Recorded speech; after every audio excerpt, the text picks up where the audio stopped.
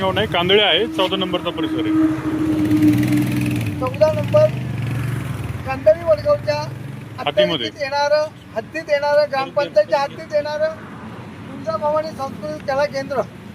या कला केंद्रामध्ये पहाटे 5च्या दरम्यान गोळीबार झाला.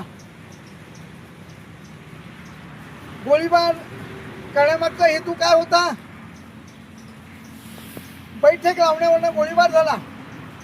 बैठकीला येणारे, गोळीबार करणारे हे चाकणमधील होते. जुन्नर तालुक्यातील सदर इसमावर गोळीबार झाला. तो इसम ओतूरचा होता, फिरोज शेख म्हणून.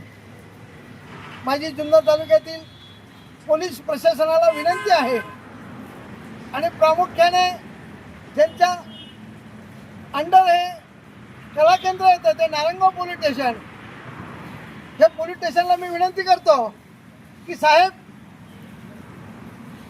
जुन्नर तालुका ही छत्रपती शिवाजी महाराजांची जन्मभूमी आहे आणि या जन्मभूमीमध्ये जर गोळीबार होत असेल तर सर्वसामान्य नागरिकांनी न्याय कोणाकडे मागायचा? मागील वर्षापूर्वी पेमदारा येथील कला केंद्र आपण बंद पाडला. तुमचंच माध्यम सर्व पत्रकार बांधवांचं होतं.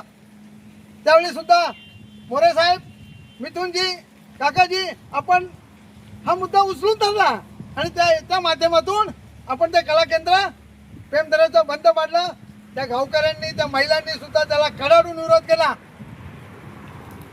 मग मध्ये कुठेतरी मला असं वाटतंय की तुळजाभवानी कला केंद्र जर कांदळी वडगावच्या हद्दीत येते, ग्रामपंचायत कांदळी वडगाव असेल, मग कांदळी वडगावचे ग्रामस्थ, नेते मंडळी ह्या कला केंद्राला विरोध का करत नाही? मग याला राजकीय कोणाचा वरदास्त आहे का? त्या माध्यमातून हे चाललेलं आहे का? याची सर्व पोलीस प्रशासनाने आणि आजी माजी लोकप्रतिनिधींनी याची योग्य वेळी दखल घ्या. आज पहाटे गोळीबार झालाय, इथून पुढे केव्हाही गोळीबार होईल याची आता जुन्नर तालुक्यात शाश्वती राहिली नाही.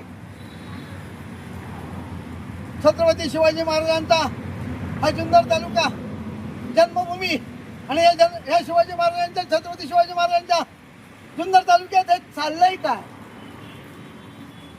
माझी जुन्नर तालुक्यातील DYSP, SP साहेबांना विनंती आहे की साहेब, सदर प्रकरणात आपण सखोल चौकशी करा.